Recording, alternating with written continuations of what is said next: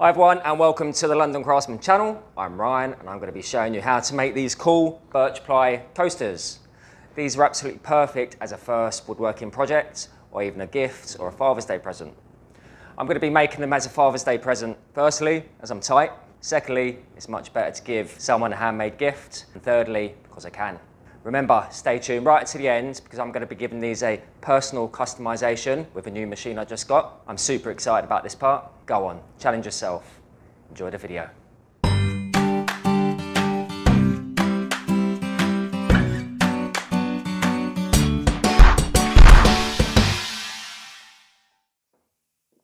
Okay, so just going through my rack, got tons of offcuts and I've just picked two decent sized bits of birch, which I think I can get at least two coasters out with.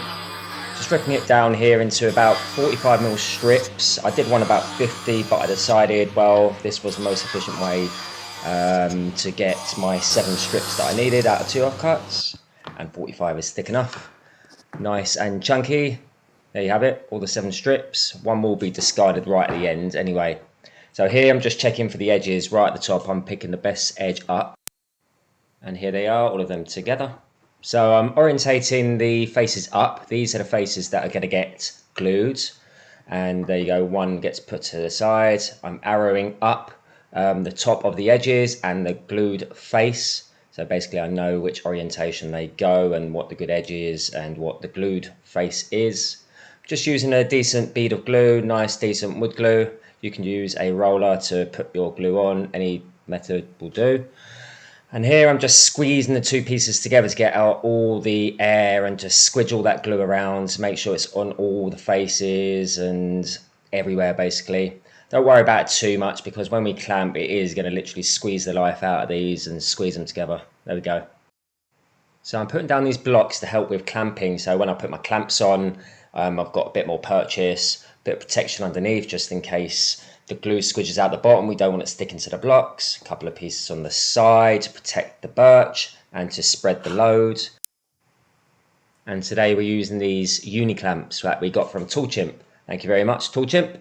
And yeah, they're perfect for spreading the load. As you can see, the plastic blocks on them, they're much better than the standard F clamps. They just spread the load nice and evenly. Perfect for shaker doors and things like this. Right, now it's all squidged together. I'm basically just cleaning off as much glue as I can to help when it comes to sanding, really. That's all it is. And yeah, the less glue there is, the less sanding you've got. So the glue I used, you only needed to leave it for 2 hours. So the clamp's coming off now. It's absolutely enough time for it to be nice and solid. There you go, nice solid block of birch. And by the way, this is the way I built my ultimate workbench. Everything that you see in front of you is made from birch. Oh, here we go. It's the icing on the cake. It's the scissor lift chop saw. This is my favourite part of the workbench. Just connecting it up at the moment. Everything on my workbench is connected to these valves. So you just turn a valve, and when you turn the tool on, it turns the extraction on. So we're just chopping the ends, giving myself one square end, putting on a little block as a little stopper. I'm simply just going to cut as many as I can, which I estimate 4. Should get 4 pieces out of this one piece. There we go, nice square block. Let's finish the rest. This is a real pleasure to use, this chop saw. It's such a beautiful saw to use. And connected up, it just makes it even better. So when I'm finished, it just goes back down. There we go, 4 solid blanks. I would say Birch Ply and OSB are my favourite materials, as you can see in my workshop. There we go, back down again, disconnect the hose, and it's like it never existed. Right, a protective mat, get my 4 blocks, take the extraction hose, the CTS hose off, they're quick release, so they can click onto anything. Valve down for this hose, and connect up to my orbital sander. There we go, and I'm using 80. Then 120, then 240. We're going to go first for the 80. I could have sanded everything first as a whole block before I cut the pieces up, but I decided that I was going to do the edges and everything anyway, so I might as well do them all in one hit as a blank, so everything is getting a hit. I haven't filmed doing the other grits, so just remember you got 80, then 120, then 240, and I really do love these complete sanders. nice and smooth, does the job really well. Here we go, on to the next stage. This stage is just checking what the best face is and selecting my blocks.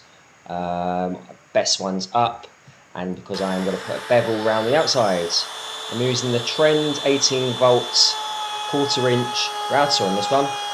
Absolutely love it, great bit of kit. There we go, got the chamfer on this side. Everyone loves the slow-mo.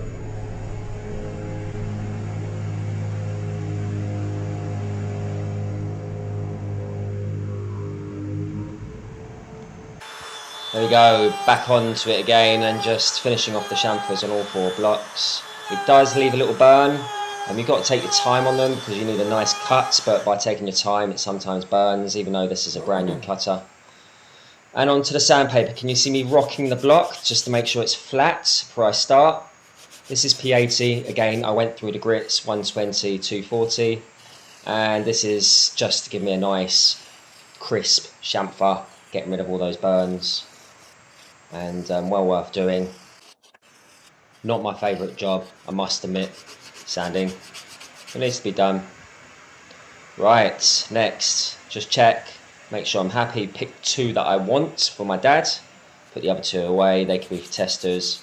Right, just going over with the P240 by hand just to soften those edges off on the chamfers and the bottom edges that I didn't round over.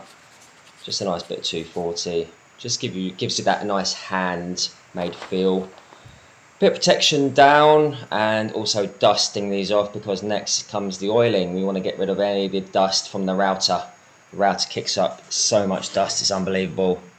Bit of Osmo, raw Pollux, brilliant stuff, and it goes so far. This tin would probably last you a year or 2. It goes so far, this stuff. And yeah, you can see the colour change now. I love putting the oil on birch. My kitchen worktops are actually this, by the way. My whole entire worktop, 6 metre run of it, is all out of birch on edge, but lacquered, just to make it a little bit tougher. These only had to be oiled because didn't really need to be tough or anything. Oil is absolutely fine as a coaster. Just going round and finishing that off. Right, now is the buffering, so you've got 2 cloths. You know what Mr. Miyagi said, wax on, wax off. And we're going to do that on both of them. It's the colour difference. Look how it brings out the grain. Just makes it ping, doesn't it? I really do love birch. It's unbelievable. And OSB. I actually have a feature wall in my kitchen made out of OSB. Absolutely love it.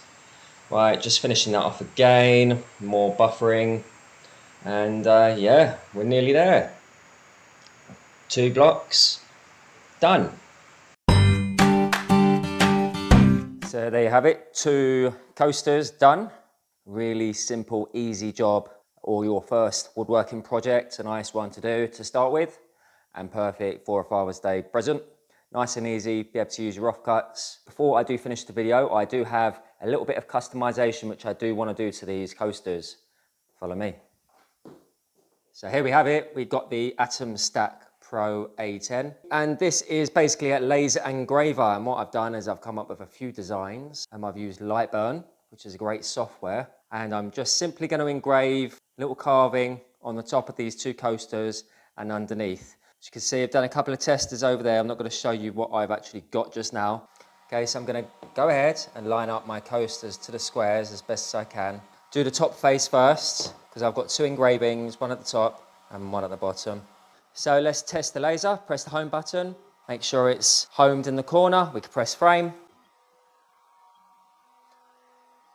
And I've already previewed it, so I'm happy with that. I've got all my settings right, and all I simply need to do is press start. Let's go for it.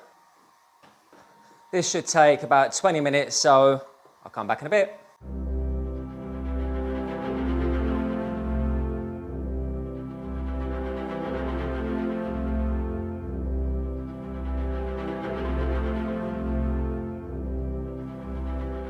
So there you have it, 2 of the fronts done. I'm going to go ahead, flip them over, put them on these 2 squares and engrave the back. Just made sure that I got the orientation around the right way. I want the lettering back to front, to the front, if you know what I mean. Again, just double check, press home on the machine. And I'm going to frame it, double check I'm in the right place.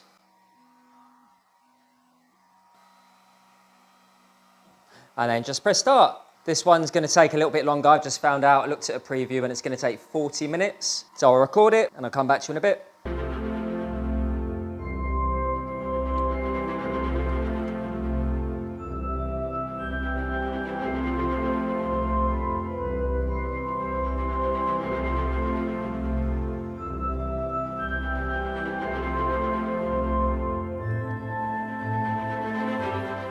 Keep watching to the end because there's going to be a montage of photos of this particular project. 2 handmade, customized coasters, perfect for the beginner woodworker or first time project, or even a handmade gift. If you like the video, please like, subscribe and share. We also have a membership if you'd like to join and support the channel.